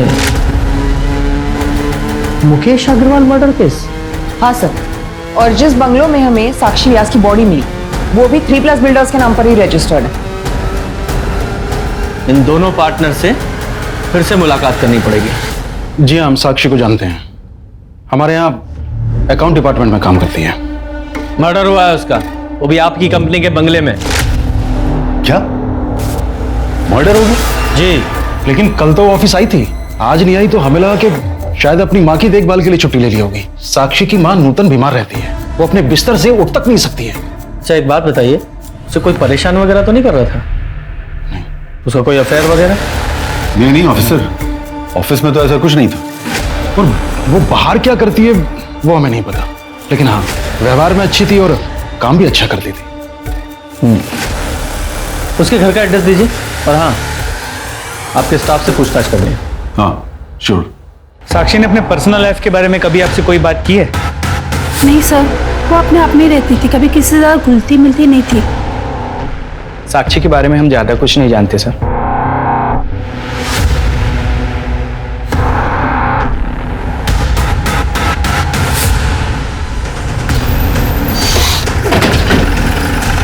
सही है ना?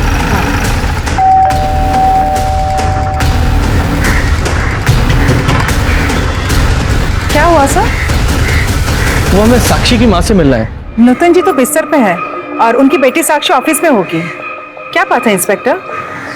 साक्षी का मर्डर हुआ। क्या? हे भगवान, नूतन जी का क्या होगा? साक्षी तो कितनी प्यारी बेटी थी।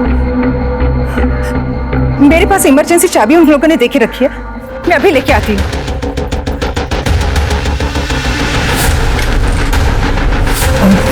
सर ऊपर प्लीज।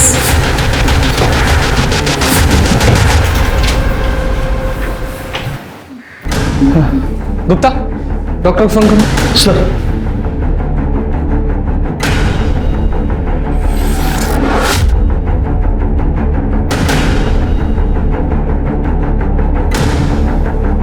पूजा, जरा आस पड़ोस में साक्षी के बारे में पता करो। सब अब आइए। हाँ जी, आप ठीक है? पानी पिएंगे? भगवान साक्षी जैसी बेटी सबको दे। इतना साल से उसकी माँ बीमार रहती थी कि 3 साल पहले उन्होंने बिस्तर ही पकड़ ली, पर साक्षी, उसने कभी हिम्मत नहीं हारी। मैंने तो साक्षी से कहा भी था कि अपनी माँ को ओल्ड एज होम में शिफ्ट कर दी।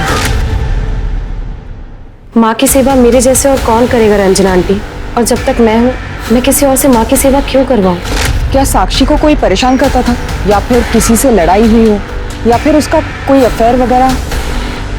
नहीं नहीं मैडम, हमारा मोहल्ला तो बहुत सेफ है और साक्षी को नूतन जी की सेवा और उसकी नौकरी में से फुर्सत ही कहाँ मिलती थी जो वो कोई अफेयर बफेयर करे। तो इसका मतलब ये साक्षी एक आइडियल बेटी थी, एक अच्छी पड़ोसी भी थी।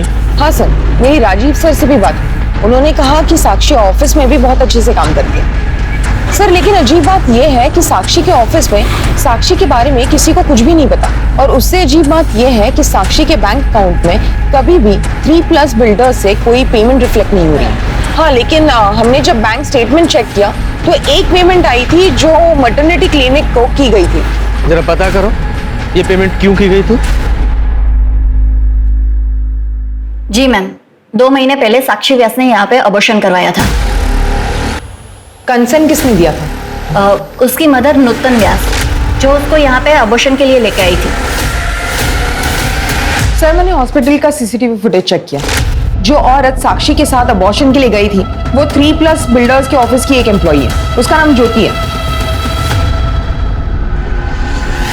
ये तुम लोगों की कंपनी में चल क्या रहा है? साक्षी एम्प्लॉय थी ना आपकी, फिर उसके बैंक अकाउंट में एक भी सैलरी डिपॉजिट क्यों नहीं हुई? आप सही कह रहे हैं सर, हमारे पास उसकी सैलरी का कोई रिकॉर्ड नहीं है, क्योंकि उसे सारी पेमेंट कैश में होती थी। क्यों? क्योंकि साक्षी का पूरा पैसा उसकी माँ की दवाइयों और उसके इलाज में जाता था। तो उससे क्या? वो इसलिए कि साक्षी नहीं चाहती थी कि उसकी सैलरी का एक भी पैसा टैक्स में कटे। अच्छा, कमाल की कंपनी चला रहे हैं आप लोग। मतलब एक एम्प्लॉय के लिए सारी कंपनी के रूल आप ताक पर रख देंगे। आइए, ये आप ही के एम्प्लॉय है ना? ये मोहतरमा साक्षी के साथ हॉस्पिटल गई थी उसकी मां बनके उसका अबॉर्शन कराने के लिए, जबकि साक्षी का कोई बॉयफ्रेंड तक नहीं है। सीधे सीधे और साफ साफ बताइए ये चल क्या रहा है आप लोगों की कंपनी में? बोलिए। सर एक दिन छुट्टी वाले दिन हम दोनों किसी काम से ऑफिस आए थे, तो हमने देखा कि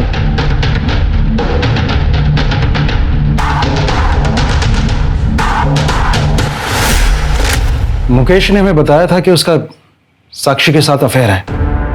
इसलिए साक्षी ने जब कैश पेमेंट की बात की तो हम दोनों मना नहीं कर पाए। सर हम सच बोल रहे हैं, हम दोनों आपसे कुछ नहीं छिपा रहे। ये मुकेश मर्डर केस की इन्वेस्टिगेशन के दौरान ये एंगल तब सामने नहीं आया था। सर, साक्षी की पोस्टमार्टम रिपोर्ट के हिसाब से उसकी मौत 4 मार्च को 4 से 6 बजे के बीच हुई और सर 2 बुलेट्स फायर की गए जिसकी वजह से उसके इंटरनल ऑर्गन डैमेज हुए और उसकी मौत हो गई। और सर बैलिस्टिक रिपोर्ट के हिसाब से जिस गन से साक्षी को मारा गया था उसी गन का इस्तेमाल हुआ था मुकेश को मारने के लिए भी। मतलब साफ है कि साक्षी और मुकेश मर्डर केस आपस में कनेक्टेड हैं। हमारे पास जितने भी एविडेंस है मुकेश मर्डर केस के वो सारे इकट्ठा करो। हम मुकेश मर्डर केस को रीओपन करने के लिए कोर्ट में एप्लीकेशन दे रहे हैं। सर।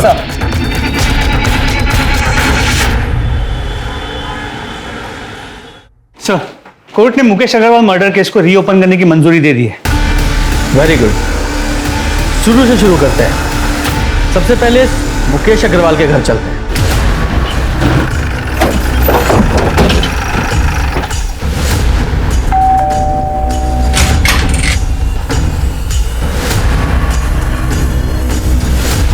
अलका अग्रवाल से मिलना? नहीं है, बाहर गई है। तुम कौन हो? नीति अग्रवाल, मुकेश अग्रवाल की बेटी। लीजिए, आ गई आपकी अलका मैडम।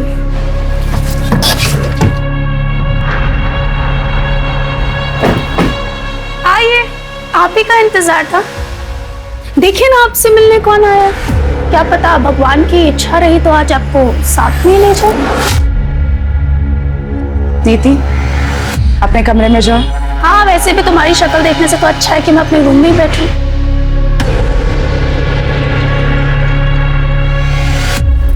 इंस्पेक्टर साहब, नीति के बिहेवियर के लिए मैं आपसे माफी चाहती हूँ। नीति मुकेश और मुकेश की पहली पत्नी प्रेरणा की बेटी है। मुकेश ने प्रेरणा को 6 साल पहले डिवोर्स देके मुझसे शादी कर ली थी, इसीलिए नीति थोड़ा चिढ़ती है मेरे से। तो फिर ये राहुल तो 22 साल का है। दरअसल मुकेश और मेरे रिलेशन के बारे में हमने प्रेरणा को कभी कुछ नहीं बताया था, लेकिन 6 साल पहले प्रेरणा को हमारे रिलेशनशिप के बारे में पता चल गया और प्रेरणा ने मुकेश से डिवोर्स ले लिया। उसके बाद डिवोर्स देकर वो नीति को भी यतीम बनाकर जाने कहाँ चली गई। और नीति उस वक्त वो सिर्फ 20 साल की थी और उसे ये लगता था कि उसके पेरेंट्स के डिवोर्स का सबसे बड़ा कारण मैं ही हूँ। और नीति भी इस सदमे को बर्दाश्त नहीं कर पाई और ड्रग्स में फंसती चली गई।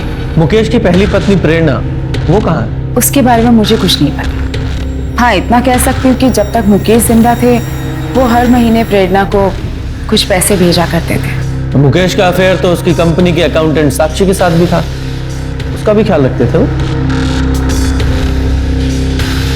साक्षी? कौन साक्षी? माफ कीजिए, मैंने तो ये नाम कभी सुना ही नहीं है। मैं नहीं जानती इस लड़की को कौन है ये। झूठ क्यों बोल रही है?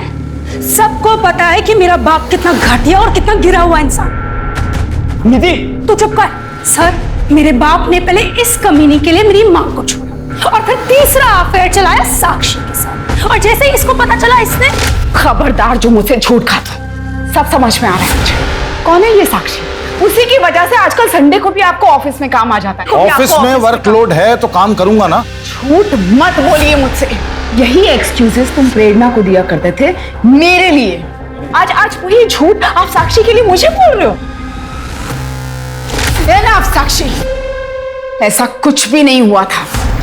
तो जाने नशे में क्या क्या इमेजिन करती रहती है। और सच तो ये है कि ये तो हमेशा यही चाहती थी कि हम लोगों में हमेशा झगड़े होते रहे। झूठ बोलना बंद करो। सर, अगर आपको मेरी बात पे यकीन नहीं है ना तो श्रावण से पूछ लीजिए। नीति, क्यों मेरा घर बर्बाद करने पे तुली पड़ी है तू? घर बर्बाद मैंने किया या तूने हमारा घर बर्बाद किया?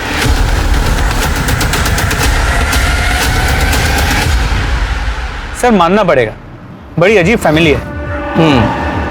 शर्मा, इस राहुल और इसकी मालका दोनों पे नजर रखो और साथ ही इस नीति पर भी, क्योंकि हो सकता है इस नीति ने नफरत, लालच या फिर नशे में ये सब किया हो। इस नीति की CDR लोकेशन और कांटेक्ट डिटेल्स निकालो, जरा पता करो ये नीति मुकेश के मर्डर वाली रात को कहाँ थी, क्योंकि हो सकता है कि नीति और उसकी माँ प्रेरणा ने मिलकर ही मुकेश को मारा हो। इस प्रेरणा से भी मिलना पड़ेगा। साहब, नीति मेरे करीब कभी थी ही नहीं। उसे बिल्कुल पसंद नहीं था कि उसे कोई रोके टोके या उसे ये बताए कि उसे क्या करना है क्या नहीं करना है। यहाँ तक कि उसकी माँ भी नहीं, यानी कि मैं। जब मुकेश ने मुझे छोड़ा तो नीति के इसी बिहेवियर के कारण मुझे नीति को छोड़ना बहुत आसान हो गया था। आपको मुकेश अग्रवाल के मर्डर के बारे में पता है? साहब, ये कैसी बातें कर रहे हैं आप? ऑफ कोर्स पता था। मुकेश की मौत की खबर महीनों तक टीवी पे चली थी और मेरे लिए तो मुकेश उसी दिन मर गया था जिस दिन उसने अलका के लिए मुझे छोड़ा था। लेकिन साहब, मैंने मुकेश को एक ही शर्त पर डिवोर्स दिया था कि नीति की जिम्मेदारी अब उसकी जिम्मेदारी रहेगी। पर आज मैं एक बिजनेसमैन करण शर्मा की पत्नी हूँ। मैं अपने पास्ट को भूल चुकी हूँ साहब। मेरे पास्ट से मुझे कोई लेना देना नहीं है। मुकेश और साक्षी के कत्ल में एक ही माउजर गन का इस्तेमाल हुआ था या फिर दो अलग अलग लोगों ने कत्ल किया था? और अगर ऐसा था तो फिर दो अलग कातिल एक ही हथियार कैसे इस्तेमाल कर सकते हैं? पुलिस के सामने जो तथ्य आ रहे थे उनसे साफ पता चल रहा था कि मुकेश एक दोगले किस्म का आदमी था और उसका कैरेक्टर भी साफ नहीं था। वही तथ्यों से लग रहा था कि साक्षी एक विक्टिम है जिसके साथ गलत हुआ। सर, साक्षी को मारने का मोटिव अलका के बेटे राहुल के पास था, लेकिन साक्षी और राहुल के बीच में कांटेक्ट हुआ हो ऐसा कोई लीड हमें मिला नहीं। नीति के कांटेक्ट लिस्ट में ज्यादातर नंबर्स ड्रग पेडलर्स के। हमें ऐसा लगा कि शायद नीति ने उनका इस्तेमाल किया होगा मुकेश को मारने के लिए, लेकिन ऐसा भी कोई सबूत नहीं मिला। और ये सुरेश और नलिन, इनका क्या? नहीं सर, साक्षी के मर्डर के वक्त इन दोनों की मोबाइल की लोकेशन बंगले के पास की नहीं थी। सर, कहीं एक केस मुकेश मर्डर केस की तरह ठंडा ना पड़ जाए। सर, बंगले के पास वाले घर में एक विधवा रहती है, नारायण। उसने पहले भी एक दो बार साक्षी को उस बंगले में आते हुए देखा था उसके बॉयफ्रेंड के साथ। नारायणी का कहना है कि लड़के की और साक्षी की उम्र लगभग बराबर की होगी, लेकिन वो कह रही थी कि दोनों में बहुत झगड़े होते हैं और शायद 4 तारीख को जिस दिन साक्षी का मर्डर हुआ उस दिन भी उनकी लड़ाई हुई होगी। बेहतर होगा कि तुम ये जॉब छोड़ दो। और छोड़ दो क्या, तुम्हें ये जॉब छोड़ना ही पड़ेगा। मैं नहीं छोड़ूंगी, तुम्हें जो करना है तुम कर लो। तुम ये बिल्कुल अच्छा नहीं कर रही हो। आजकल के बच्चे कितने लड़ते हैं। कहीं ये लव एंगल तो नहीं है? नारायणी ने उस लड़के की शक्ल देखी थी? हाँ सर। स्केच बनवाओ सर। और शर्मा, तुम साक्षी के कॉल रिकॉर्ड चेक करो, उसमें पता करने की कोशिश करो ये साक्षी किसी लड़के के रेगुलर टच में थी क्या? Sir, excuse me. हेलो, ठीक है सर। नूतन व्यास को होश आ गया है, मुझसे बात कर सकते हैं। Very good.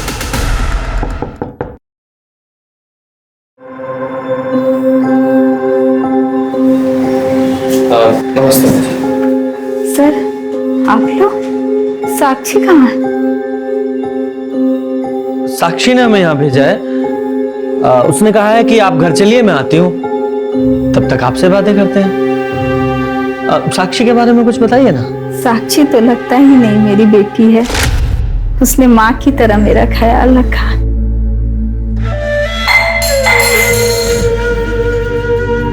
माँ, आप क्यों परेशान हो रहे हो? मुझे बोल दिया होता।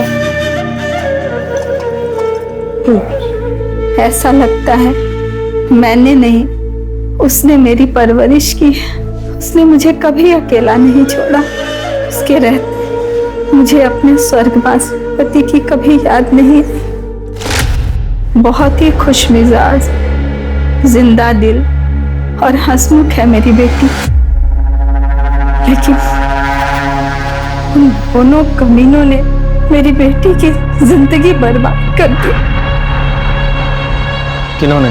उसके मालिक मुकेश और सुरेश ने मेरी फूल सी बच्ची के साथ जो किया, भगवान करे मेरी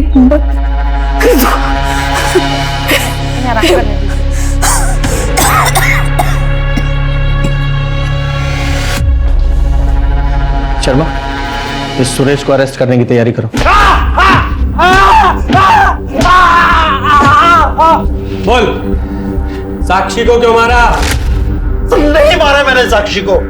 ये ऐसे नहीं बताएगा, जरा इसकी और खातिरदारी करो तब बताएगा। नहीं सर, मैं मानता हूँ कि उस दिन जब मैंने साक्षी और मुकेश को साथ में देखा था तो मेरी नीयत खराब हो गई थी। बस मुझे लगा जब वो मुकेश के साथ सो सकती है तो फिर मेरे साथ क्यों नहीं। इसलिए एक दिन मैंने उसे किसी काम में उलझाए रखा और जब सब ऑफिस से चले गए और उसके और मेरे अलावा ऑफिस में कोई नहीं बचा तब। सर, ये मैंने आउटस्टैंडिंग अमाउंट की डिटेल्स मेल कर दी। सर मैं निकलती हूँ। अरे रुको, इतनी जल्दी क्या जाने की?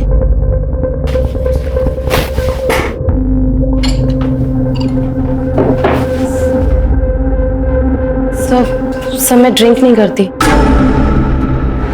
लेकिन खुश तो करती हूँ ना। हुँ? आज रात मुझे खुश कर दो। हुँ? क्या कहती है? सर मैं मानता हूं कि मैंने साक्षी का कई बार फायदा उठाया है, लेकिन मैंने उसे नहीं मारा है सर। एक मजबूर लड़की को उसकी मां की बीमारी का बहाना बनाकर तूने ब्लैकमेल किया। भले ही ये कंफर्म नहीं हुआ है कि साक्षी को तूने नहीं मारा, लेकिन ये कंफर्म है तूने उसे एक्सप्लॉइट किया। नहीं रखो इसे।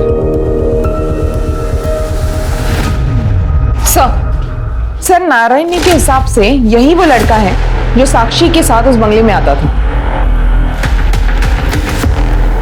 ऐसा लग रहा है देखा है मैंने इसे, पर फिलहाल पहचान में नहीं आ रहा। हाँ देखा। साक्षी के सीडीआर को चेक किया। सुरेश के बेटे आर्यन और साक्षी के बीच कई बार बात हुई। तो सबसे इंपॉर्टेंट बात यह है कि साक्षी के मर्डर वाले दिन भी आर्यन ने साक्षी को फोन किया। यस।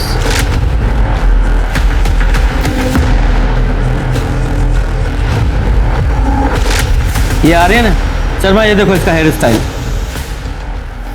आर्यन ही वो लड़का है जो साक्षी से मिलने वो कंपनी के बंगले में जाता था।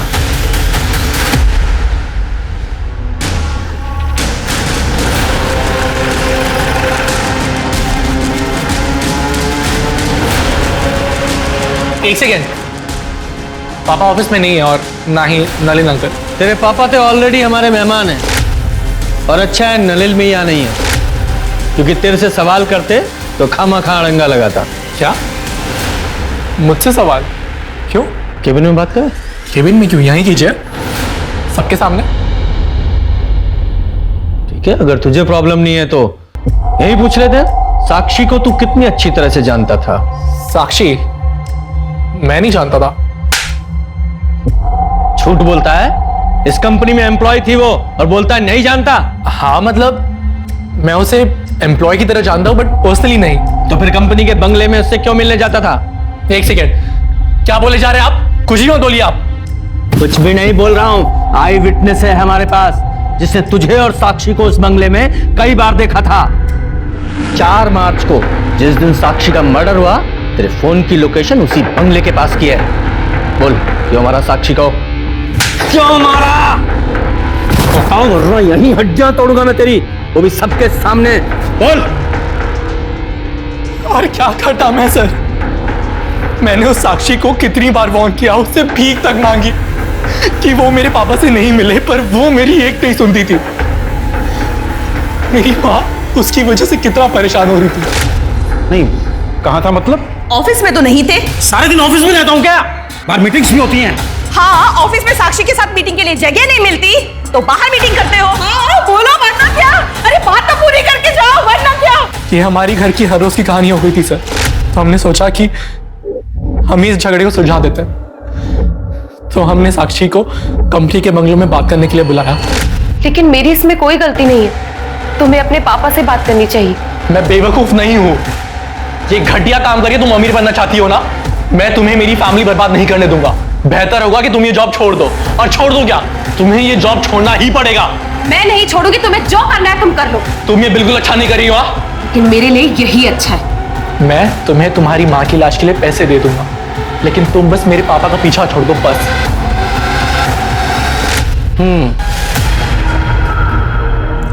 तो उस बंगले के पास में रहने वाली नारायणी को लगा कि तुम दोनों की लड़ाई दो प्यार करने वालों की नोकझोंक है, और तुम दोनों की आपस में लड़ाई हुई थी ना? साक्षी को मुझ पर विश्वास नहीं था। उसे लगता था कि मैं अपना प्रॉमिस नहीं निभाऊंगा, इसलिए उसने पापा से मिलना बंद नहीं किया। दिन पे दिन मेरे घर के हालात और खराब होते जा रहे थे, तो फाइनली मैंने गन का सहारा किया। गन कहां से मिली? पापा की कार की सीट से। मुकेश अंकल की मौत के अगले दिन जब मैं हर रोज की तरह जॉगिंग पे जा रहा था,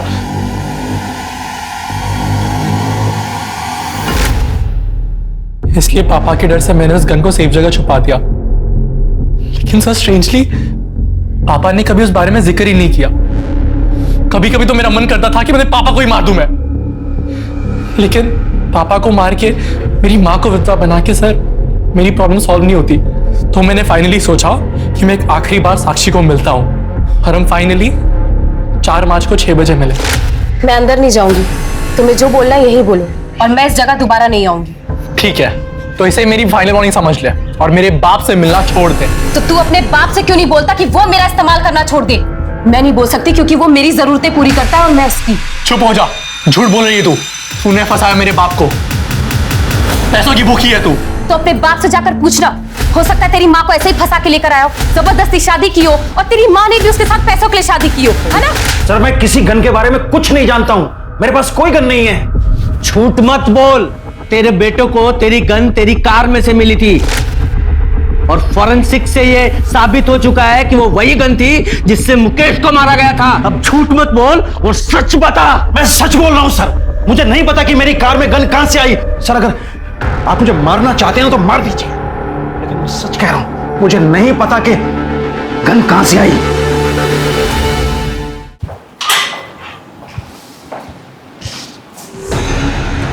शर्मा, कहीं ये सुरेश सच तो नहीं बोल रहा है? कोई सचमुच में ही सुरेश को मुकेश के मर्डर में फंसाने की कोशिश कर रहा हो? सर जब ऑफिस में पूछताछ की थी तो वहां के लोगों ने कहा था कि ऑफिस की कार तीनों पार्टनर्स यूज करते हैं और एक एक्स्ट्रा चाबी ऑफिस में भी होती है। हाँ, तो ऐसा हो सकता है ना कि या तो कातिल इन तीनों पार्टनर्स की फैमिली में से ही कोई है, या फिर इनके अलावा कोई ऐसा आदमी जिसकी पहुंच उन चाबियों तक थी। उसने मुकेश का मर्डर किया और गन इस सुरेश की कार में प्लांट कर दी। कौन हो सकता है ऐसा? पुलिस ने साक्षी के कातिल को ढूंढ लिया था, अपनी माँ की खुशियां वापस लौटाने के लिए, बिना ये सोचे कि इस कदम से उसने अपने परिवार को बर्बाद कर दिया था। पर सवाल अभी भी वही था कि मुकेश का कातिल कौन है। पुलिस की हर संभव कोशिश एक डेड एंड पर जाकर रुक जाती थी। इसलिए पुलिस ने एक बार फिर सब कुछ शुरू से शुरू करने का सोचा, और तब कुछ ऐसे तथ्य सामने आए जिसे पुलिस ने पहली बार गलती से नजरअंदाज कर दिए थे। इसमें साफ साफ तो लिखा है कि मुकेश अग्रवाल को जो गोली मारी गई वो सीधी नहीं बल्कि नीचे से ऊपर की तरफ। इतनी बड़ी भूल हमसे हुई कैसे? सर ये बात तो मैंने आपको बताई थी, इसमें भूल कैसे? भूल यही है कि हमने इतनी इंपॉर्टेंट इंफॉर्मेशन को नजरअंदाज किया है। मतलब मैं तुम्हें समझाता हूँ। मुकेश अग्रवाल की हाइट 6 फीट की थी और पोस्टमार्टम रिपोर्ट के हिसाब से उसे लगभग 10 फीट दूर से गोली मारी गई, और गोली की ट्रेजेक्टरी नीचे से ऊपर की तरफ थी। जनरली लोग जब शूट करते हैं तो वो चेस्ट पे निशाना लगाते हैं, लेकिन मुकेश को गोली शोल्डर पे लगी। इसका मतलब वो कोई प्रोफेशनल शूटर नहीं था जो सिर्फ 10 फीट की दूरी से सही निशाना नहीं लगा पाया। शर्मा, जरा शोल्डर को एम करो और शूट करो।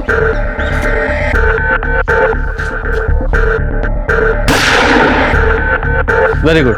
गुप्ता, अब तुम वहां जाओ और शोल्डर को एम करके शूट करो। सर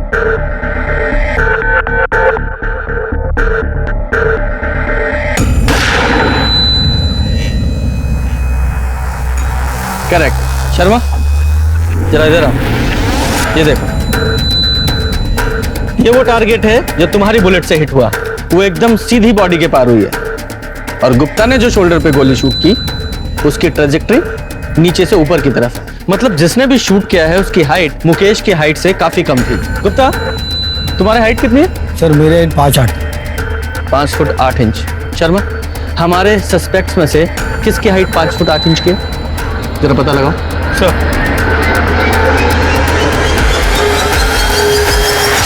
मुकेश मर्डर केस के सारे सस्पेक्ट, सुरेश, उसकी पत्नी काजल, का बेटा आर्यन, मुकेश की पहली पत्नी प्रेरणा, उसकी बेटी नीति, मुकेश की पत्नी अलका, और वो लॉयर परवेश और उसका बेटा कार्तिक, किसी की भी हाइट मुकेश की हाइट से या तो ज्यादा है या उसके बराबर है या बहुत कम है। किसी की भी हाइट परफेक्ट 5 फुट 8 इंच नहीं है, वो सिर्फ तेरी है। बता, क्यों मारा अपने फादर को? मैंने अपने पापा को नहीं मारा। तो रो क्यों रहा है? उन्हें नहीं मारना था, उन्हें तो बस एक गोली में घायल करना था। मतलब गोली तू नहीं चलाई? ये सब पापा का ही आइडिया था। मैं आप पे गोली कैसे चला सकता हूँ? मुझे मारना नहीं है, सिर्फ घायल करना है, ताकि मैं ये इल्जाम सुरेश और नलिन पे लगा सकूं। उन दोनों ने मेरी जिंदगी मुश्किल कर रखी ऑफिस में। एक बार वो दोनों अरेस्ट हो गए ना, पूरी कंपनी हमारी होगी। जिंदगी में इससे बड़ी सिक्योरिटी और क्या होगी? पर साक्षी का क्या? आप उसे छोड़ दोगे ना? हाँ छोड़ दूंगा उस समय, प्रॉमिस। पापा ने पूरा प्लान तैयार कर लिया था। मेरे पास सुरेश अंकल के कार की डुप्लीकेट चाबी भी थी और मैं वहां चला गया जहां पापा ने मर्डर का प्लान किया था। ये जगह मैंने इसलिए चुनी है कि यहाँ आधी रात को भी ट्रैफिक होता है। हर 5-6 मिनट में कोई ना कोई कार पास होती है। सिटी हॉस्पिटल सिर्फ यहाँ से 10 मिनट की दूरी पे है। और सबसे बड़ी बात, सुरेश का घर यहाँ से सिर्फ 3 किलोमीटर दूर है। पापा मुझे डर लग रहा है बहुत। कर पाऊंगा क्या? तो तेरे पापा मुकेश को कैसे पता था कि सुरेश की कार वहां खड़ी है? पापा को पता था सुरेश अंकल पार्टी जा रहे हैं और वो पार्टी जाकर जरूर ड्रिंक करेंगे। और सुरेश अंकल जब ड्रिंक करते तो अपनी गाड़ी नहीं चलाते। ये मुकेश का लालच ही था जिसने उसकी सोच पे पर्दा डाल दिया था। मुकेश का कातिल खुद मुकेश ही था। मुकेश ने प्लान तो अच्छा बनाया था, पर 10 मिनट की देरी ने पुलिस ने राहुल को अपने पिता के प्लान में साथ देने और फिर शूटिंग के लिए गिरफ्तार किया।